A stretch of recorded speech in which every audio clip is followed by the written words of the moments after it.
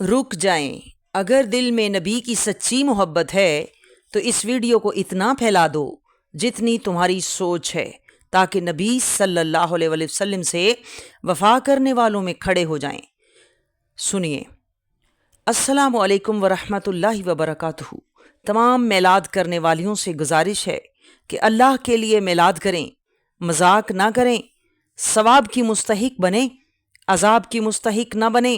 نبی پاک علیہ الصلوۃ والسلام نے فرمایا ہے کہ دنیا میں بن سنور کر نامحرموں کے سامنے جانے والیاں قیامت والے دن اللہ تعالیٰ ان کی طرف نگاہ رحمت سے دیکھے گا بھی نہیں۔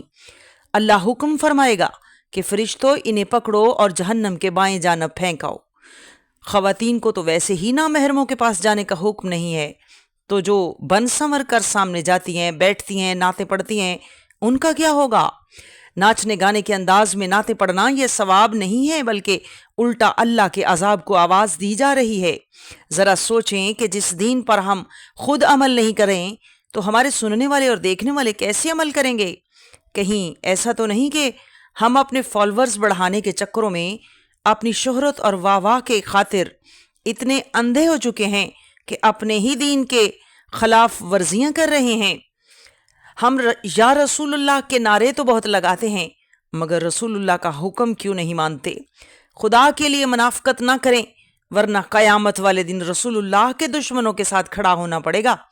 محفل میلاد مصطفیٰ میں نبی صلی اللہ علیہ وسلم کی شان و عظمت اور آپ کی سیرت طیبہ کا بیان ہونا چاہیے۔ حضور کی حدیثوں اور سنتوں کا درس ہونا چاہیے، تاکہ لوگوں کو پتہ چلے کہ رسول اللہ نے زندگی کیسے گزاری، ہم بھی ویسے گزاریں۔ الٹا گانے باجے کے انداز میں نعتیں پڑھ پڑھ کر خود بھی گمراہ ہونے کا ثبوت دے رہی ہیں اور لوگوں میں بھی گمراہی پھیلا رہی ہیں۔ کیا دل میں ذرا بھی اللہ کا ڈر خوف محسوس نہیں ہوتا؟ تو پھر سمجھو کہ ہمارے ایمان مر چکے ہیں۔ مردہ ضمیر کے لوگ ہیں جنہوں نے اپنے دین کو کھیل تماشا بنا لیا، میلاد کے نام پر چمک دمک زیب و زینت کو ہی اپنا مقصد بنا لیا ہے۔ گمراہ قسم کے لوگ ہیں جو یہ سب دیکھتے ہیں، سنتے ہیں، وقتی طور پر انجوائے کرتے ہیں۔ یاد رکھیں، حدیث میں ہے کہ جو گناہ کو لائک کرتا ہے وہ بھی گناہ میں شامل ہوتا ہے۔ بہنوں، ہم نے تو بی بی زینب کی کنیزیں بن کر پردے میں رہ کر دین حق کی آواز اٹھانی تھی، الٹا ہم گانے باجے کے انداز میں نعتیں اور منقبتیں پڑھ پڑھ کر دلہن کی طرح تیار ہو کر سرعام نامحرموں کے سامنے بیٹھ کر اپنے ہی دین کا آپ مذاق اڑا رہی ہیں۔ چند ٹکوں کی خاطر، اپنی شہرت واہ واہ کی خاطر بے حیائی و بے پردگی کی دعوت دے رہی ہیں۔ اللہ کے واسطے رک جاؤ، بے حیائی کو اپنا روزگار نہ بناؤ، بے حیائی و بے پردگی کو عزت نہ سمجھو، یہ دھوکہ ہے، یہ ذلت و رسوائی ہے، یہ اللہ رسول کی ناراضگی کا سامان ہے۔ ان بے غیرت مردوں کے پیچھے لگ کر اپنی عزتوں کا جنازہ مت نکالو۔ جس رب نے عورت کو پردے اور شرم و حیا کا حکم دیا ہے، رازق بھی وہی اللہ ہے۔ حرام روزی کی طرف نہ دوڑو، اس سے اولادیں نافرمان ہو جاتی ہیں، زندگی عذاب بن جاتی ہے۔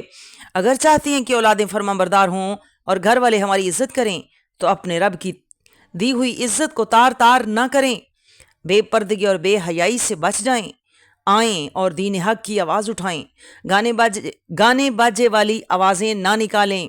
ذرا سوچیں، نبی پاک علیہ السلام کی نعت کو اگر گانے کے انداز میں پڑھا جائے، جو انداز ایک ناچنے گانے والی کا ہے، اگر اس انداز میں نعت پڑھیں تو یہ نبی پاک کی کتنی بڑی بے ادبی اور گستاخی ہے۔ استغفر اللہ۔ اسی لیے تو آج زندگیاں عذاب بن چکی ہیں، پڑھنے والوں پر بھی عذاب اور سننے والوں پر بھی عذاب آتا ہے۔ اس سے بڑا عذاب اور کیا ہوگا کہ زندگیوں سے سکون چھین لیا گیا ہے، لا علاج گندی بیماریاں لگ چکی ہیں، اولادیں نافرمان ہو چکی ہیں۔ ایسی عورتوں کو مرد بھی پاؤں کی جوتی بنا کر رکھتے ہیں جو اپنے شوہر کی نافرمان ہوتی ہیں اور باہر بن سنور کر نامحرموں سے ہنس ہنس کر باتیں کرتی ہیں۔ حدیث میں ہے کہ جو مرد اپنی عورتوں کو بے حیائی و بے پردگی سے نہیں روکتے، وہ ان کے ساتھ ہی جہنم میں جائیں گے۔ ابھی وقت ہے مسلمانوں، اپنے دین کی دھجیاں اڑانا چھوڑ دیں، توبہ کر لیں اور دین حق کی صحیح راستے کی طرف آئیں، اور جو لوگ آپ کو غلط کی طرف لے کر جاتے ہیں ان لوگوں کو چھوڑ دیں، ایسے شیطانوں سے دور رہیں، صحیح علم کی تلاش میں لگ جائیں۔ رب کی رحمتیں آپ کو ہر طرف سے گھیر لیں گی اور بغیر پیسوں کے ہی آپ کے سارے کام ہونے لگیں گے، اور اللہ کے دین کی فکر کرنے میں لگ جائیں۔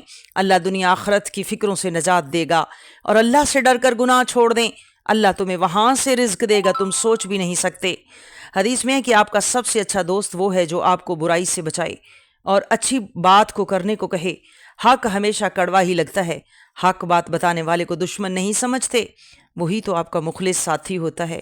آئیں ہم ایک دوسرے کے ساتھ مل کر دین کی خدمت کا حق ادا کریں۔ شکریہ۔ وما علینا الا البلاغ المبین۔